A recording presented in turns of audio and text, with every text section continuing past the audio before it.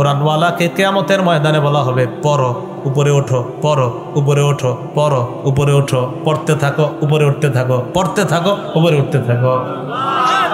আবু দাউদ শরীফ হাদিস number 1464 number হাদিসের বর্ণনা, ইউকালু লিসাহিবিল কোরআন ইয়াউমাল কিয়ামাহ, কোরআনওয়ালাকে কিয়ামতের ময়দানে বলা হবে ইকরা ওয়ারতাকি, পড়ো আর চড়ো, পড়ো আর চড়ো, পড়ো আর চড়ো, পড়তে থাকো আর উপরে উঠতে থাকো, পড়তে পড়তে ফাইন্না মানজিলাকা ইনদা আখিরি আয়াতিন তাকরাউহা, তোমার শেষ স্টেজ হলো কোরআনের শেষ আয়াত যখন তুমি পড়বা, এটাই হলো তোমার সর্বোচ্চ সীমানা।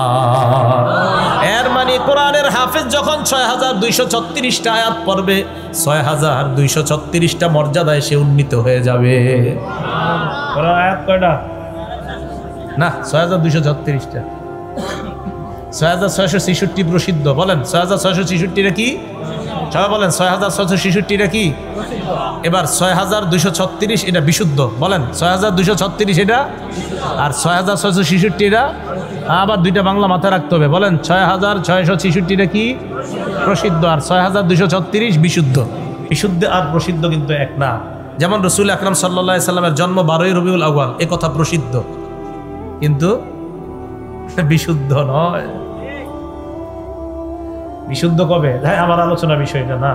বিশুদ্ধ 8 বা 9, 8ই রবিউল আউয়াল বা 9ই রবিউল আউয়াল এটা বিশুদ্ধ, আর 12ই রবিউল আউয়াল এটা প্রসিদ্ধ, এটা বিশুদ্ধ নয়।